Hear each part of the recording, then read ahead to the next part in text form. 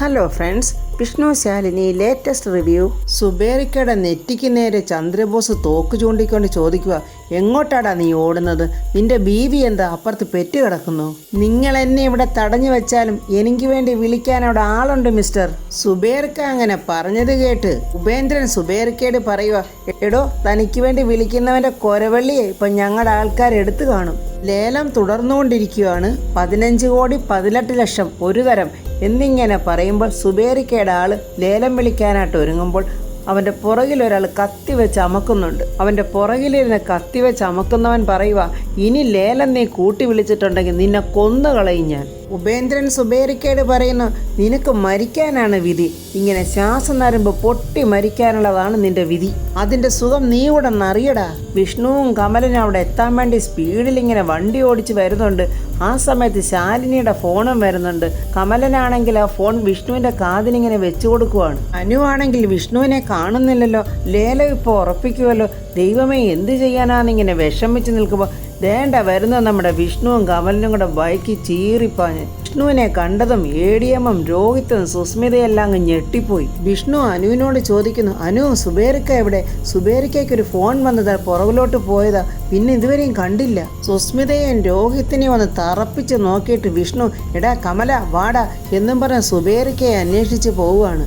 അവിടെ ഒരുത്തിൻ്റെ നിൽപ്പ് കണ്ടപ്പോൾ വിഷ്ണുവിന് മനസ്സിലായി കാര്യം പന്തിയല്ല, ഇവിടെ എവിടെയോ സുബേറിക്ക ഉണ്ടെന്ന്. ആ നിൽക്കുന്നവനെ ഇടിച്ച് തെറിപ്പിച്ചിട്ട് കമലനെയും വിഷ്ണു കൂടെ ആ ഡോറ് തുറന്ന് അകത്തോട്ട് ചെല്ലുവാണ്. ലേലം വിളി തുടരുവാണ്. രോഹിത്ത് 15,15,00,000 എന്നിങ്ങനെ പറഞ്ഞു കഴിഞ്ഞിട്ട് സുബേറിക്കയുടെ ആളെ കത്തിമുനയിൽ നിർത്തിയിരിക്കുന്നുണ്ട്. അയാൾക്ക് ലേലം കൂട്ടി പറയാനും പറ്റുന്നില്ല. 15,18,500,000 രോഹിത്ത് ലേലം വിളിച്ച് നിർത്തിയിരിക്കുവാണ്. വിഷ്ണുവും കമലും കൂടെ ആ ഡോറ് തട്ടി തുറന്ന് ചെല്ലുമ്പോൾ സുബേറിക്കയെ 2 ഗുണ്ടകളിങ്ങനെ പിടിച്ച് വലിച്ചു വെച്ചിരിക്കുവാണ്. ഇടാന്നും പറഞ്ഞ് വിഷ്ണു അങ്ങോട്ട് ചേർന്ന് അവന്മാർക്ക് ഓരോ തൊഴി, രണ്ടും 2 സൈഡിലോട്ടങ്ങ് തെറിച്ചു പോകും. അങ്ങനെ അവിടെ പൊരിഞ്ഞ പോരാട്ടം തന്നെയാണ്. ഗുണ്ടകളെ വിഷ്ണുവിനെ ഇടിക്കുന്നു, വിഷ്ണു അവന്മാരെ ചവിട്ടിത്തൊഴിച്ച് മൂലക്കിരുത്തുന്നു. 15,18,500,000 ലേലം ഉറപ്പിക്കാനായിട്ട് പോന്ന്. ഒരു തരം 2 തരം എന്ന് പറയുമ്പോൾ സുബേറിക്കയുടെ ആൾ എഴുന്നേക്കാൻ നോക്കുന്നു. പുറയിൽ കത്തിയും കൊണ്ടിരിക്കുന്നവൻ വീണ്ടും അവനെ കത്തിക്കിങ്ങനെ പതുക്കെ കുത്തുവാണ്.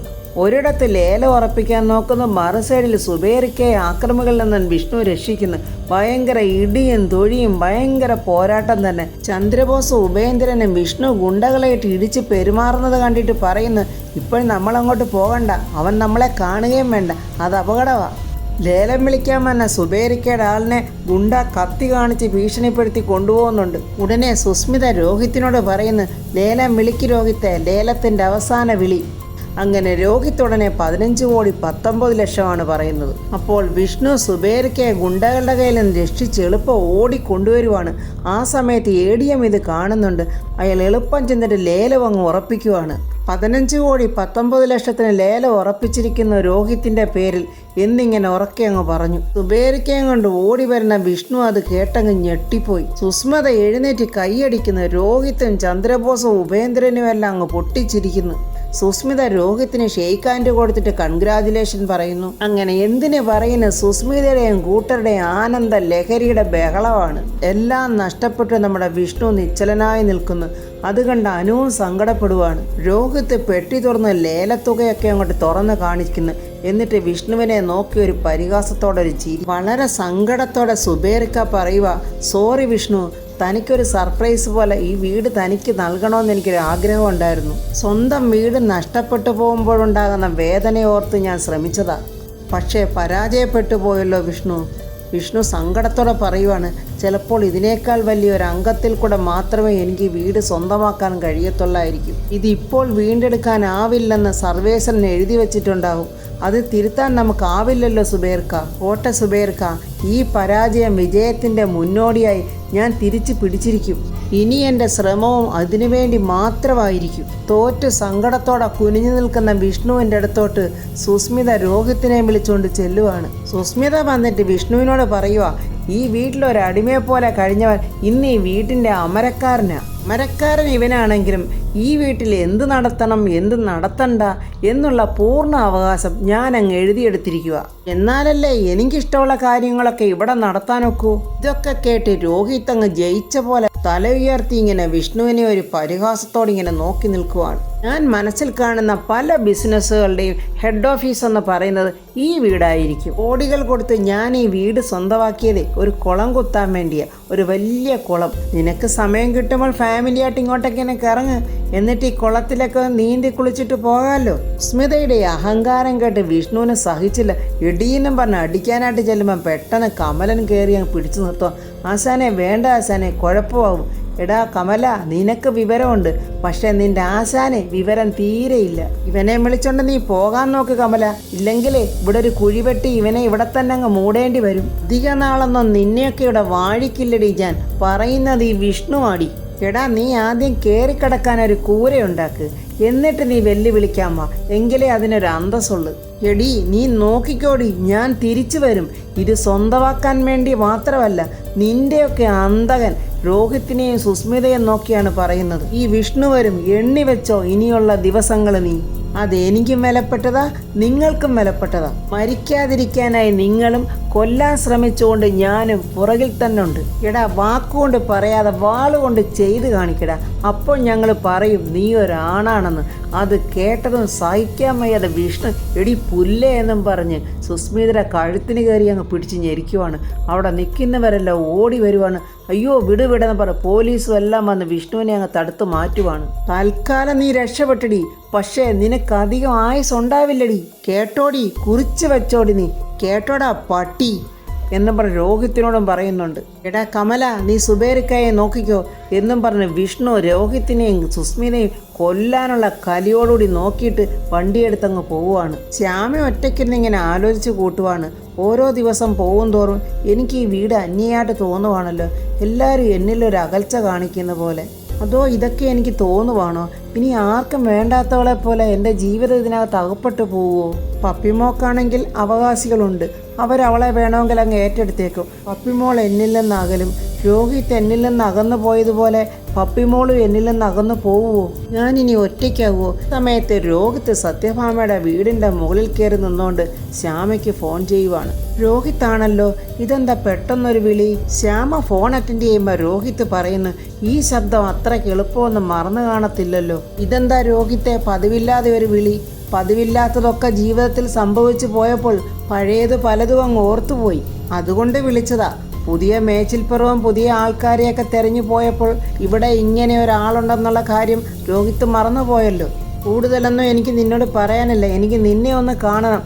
ഇത് സ്വന്തം തീരുമാനമാണോ മറ്റാരെങ്കിലും പറഞ്ഞു പറയിപ്പിക്കുന്നതാണോ? കഴിഞ്ഞതെല്ലാം മറക്കാനും പൊറുക്കാനും ഒക്കെ ഞാൻ തയ്യാറാ. എൻ്റെ അഭിപ്രായം അറിഞ്ഞിട്ട് വേണം എനിക്ക് കാര്യങ്ങൾ മുന്നോട്ട് നീക്കാൻ. എന്നെ കാണാൻ വരുന്ന കാര്യം സുസ്മിത അറിഞ്ഞോ? ഞാൻ എൻ്റെ ഭാര്യയെ കാണാൻ വരുന്നതിന് സുസ്മിതയുടെ അനുവാദം എനിക്കെന്തിനാ? അല്ല, രോഹിത്തിൻ്റെ സംരക്ഷണ ചുമതല മൊത്തമായിട്ട് സുസ്മിത അങ്ങ് ഏറ്റെടുത്തിരിക്കുവാണല്ലോ. അവളോട് ചോദിക്കാതെ ഉറങ്ങുകയോ ഉണ്ണുകയോ ഒന്നും ചെയ്യാത്ത രോഹിത്ത് ഇപ്പോൾ എന്തിനാ ഇങ്ങനെ മനസ്സ് മാറി വിളിക്കുന്നതെന്നാണ് ഞാനിങ്ങനെ ആലോചിക്കുന്നത്. ഞാനിപ്പോൾ സംസാരിക്കുന്നതേ നമ്മുടെ പഴയ വീടില്ലേ, അതിൻ്റെ ബാൽക്കണിയിൽ നിന്നുകൊണ്ടാണ്. ഇന്ന് ഞാൻ അഗ്നിസാക്ഷിയായി വിവാഹം ചെയ്തുകൊണ്ട് വന്ന വീട്. ആ വീടേ എനിക്കിന്ന് സ്വന്തമാ. അതുകൊണ്ടാണ് എനിക്ക് നിന്നെ ഒന്ന് കാണണമെന്ന് പറഞ്ഞത്. വരാൻ പറ്റുമോ ഇല്ലയോ നീ എനിക്കിപ്പോൾ പറയണം. ഞാൻ വരാം. പിന്നെ ഞാൻ കാണണമെന്ന് പറഞ്ഞതേ നിന്നെ മാത്രമാണ്. വരുന്നതും നീ തനിച്ച് തന്നെ ആയിരിക്കണം. സ്ഥലവും സൗകര്യമൊക്കെ ഞാൻ പിന്നെ വിളിച്ച് പറയാം. ശരി രോഹിത് എന്ന് ശ്യാമ പറയുന്നുണ്ട്. രോഹിത് എന്തിനാണ് ശ്യാമയെ വിളിക്കുന്നതെന്നൊന്നും മനസ്സിലാകുന്നില്ല. പക്ഷെ അവൻ്റെ കണ്ണിൽ എന്തൊക്കെയോ ഒരു പ്രത്യേകതകൾ കാണുന്നുണ്ട്. ചന്ദ്രബോസും സുസ്മിതയും ഉപേന്ദ്രനും എല്ലാം കൂടെ ഒരു കേക്കൊക്കെ വാങ്ങിച്ച് സെറ്റ് ചെയ്ത് വെച്ചിട്ടുണ്ട്. ആ കേക്കിനകത്ത് സത്യഭാമയുടെ വീടിൻ്റെ ഡിസൈനാണ് ചെയ്തിരിക്കുന്നത്. അവരെല്ലാവരും അങ്ങനെ ചിയേഴ്സൊക്കെ പറഞ്ഞ് ആഘോഷിക്കുവാണ്. ഉപേന്ദ്രൻ ചോദിക്കുന്ന, എവിടെയാണ് നമ്മുടെ നായകൻ, ഈ സാമ്രാജ്യത്തിൻ്റെ താക്കോൽ ഏറ്റുവാങ്ങേണ്ട നായകൻ? അത് കേട്ടോണ്ട് രോഹിത് അങ്ങോട്ട് വരുന്നുണ്ട്. ചന്ദ്രബോസ് പറയുന്ന, വാടാ വന്നിതൊന്ന് പിടിപ്പീര്, എന്നിട്ടേ സന്തോഷത്തോടെ ഈ കേക്കൊന്ന് കട്ട് ചെയ്യ്. എടാ രോഹിത്ത്, നിന്നെ മാത്രം കണ്ടോണ്ടാ ഞങ്ങളിതൊക്കെ ചെയ്യുന്നതേ. ഉപേന്ദ്രൻ പറയുന്ന, എടാ ഇങ്ങോട്ട് പോടാ, ഞങ്ങളുടെ നടുക്ക് നിൽക്കടാ. സന്തോഷത്തോടെ രോഹിത്ത് പറയുന്നു, ഇതിനെല്ലാം ഞാൻ നിങ്ങളോട് എങ്ങനെയാ നന്ദി പറയേണ്ടതെന്ന് എനിക്കറിയില്ല. ഒന്നുമില്ലാത്തവനാ ഞാൻ, വെറും കൈയോടെ തെരുവിലേട്ട് ഇറങ്ങേണ്ടിയിരുന്നവൻ. സ്വന്തമായി ഈ ഭൂമിയിൽ എനിക്ക് ആരുമില്ലെന്നറിഞ്ഞ നിമിഷം എനിക്ക് ആരൊക്കെയോ ഉണ്ടെന്ന് മനസ്സിലാക്കി തന്നവരാ നിങ്ങൾ. നന്ദിവാക്ക് പറയുന്നത് നന്ദികേടാണെന്ന് എനിക്കറിയാം, എങ്കിലും പറയുക എന്നും പറഞ്ഞ രോഹിത് 2 കൈയും കൂപ്പി പറയുന്നു നന്ദി, എല്ലാത്തിനും നന്ദി, എന്നെ ഈ വീട്ടിൽ ഒരിക്കൽ കൂടി കാലുകുത്താൻ അനുവദിച്ചതിനും എല്ലാത്തിനും നന്ദി എന്നും പറഞ്ഞ് രോഹിത് കരയുന്നുണ്ട്. ഉപേന്ദ്രൻ പറയുക, അയ്യോ ദേ ഇവൻ കരയുന്നു. എടാ നീ കരയരുത്, നീ ഇപ്പോൾ ആരാ? നീ രാജാവ്. രാജാവ് കരഞ്ഞാലേ ഈ പ്രജകളായ ഞങ്ങൾക്ക് സങ്കടമല്ലേ? നീ കരയാനല്ല, ഭരിക്കാനാണ് ഈ വലിയ സാമ്രാജ്യം ഞങ്ങൾ നിനക്ക് നേടിത്തന്നിരിക്കുന്നത്. സത്യാമ്മ ഭരിച്ചിരുന്നത് പോലെ ഈ വീട്ടിൽ ഇനി നീയാണ് ഭരിക്കേണ്ടത്. സുസ്മിത പറയാ, നീ അനാഥനാണെന്ന് ആരാ പറഞ്ഞത്? നിനക്ക് ഞങ്ങൾ എല്ലാവരും ഉണ്ട്. ചങ്കുകളെ പോലെ കൂടെ നിന്ന് ശത്രുക്കളുടെയൊക്കെ ചങ്ക് കലക്കിയ നമ്മൾ ഇതെല്ലാം നേടിയിരിക്കുന്നത്. കൂട്ടായ്മയുടെയും ഒത്തൊരുമയുടെയും വിജയവാ ഇന്നിവിടെ നടന്നിരിക്കുന്നത്. ഈ വിജയത്തിന്റെ പേരിലുള്ളതാണ് ഈ കേക്ക്. അതുകൊണ്ട് ഈ കേക്ക് മുറിക്കാൻ ഏറ്റവും അധികം യോഗ്യതയുള്ളത് നീ തന്നെയാണ്. ഇന്ന് 2 കാര്യങ്ങളുടെ സന്തോഷമാണ് നമ്മളോട് ആഘോഷിക്കാൻ പോകുന്നത്. ഒന്ന്, നമ്മൾ വീട് പിടിച്ചെടുത്തതിൻ്റെ സന്തോഷം. പിന്നെ നമ്മളുടെ കൂട്ടുചേർന്ന് നടത്താൻ പോകുന്ന ബിസിനസ്സിൻ്റെ ഔപചാരികമായ ഉദ്ഘാടനം. 2നും തുടക്കം കുറിക്കാൻ നീ ബെസ്റ്റാ. കാരണം എന്താണെന്നറിയാവോ? നിനക്കിപ്പോൾ രാജയോഗമാണ്. അല്ലെങ്കിൽ ഇത്രയധികം സ്വത്തുക്കളുടെ ഉടമയായിട്ട് നീ ഇത്ര എളുപ്പം മാറില്ലായിരുന്നല്ലോ.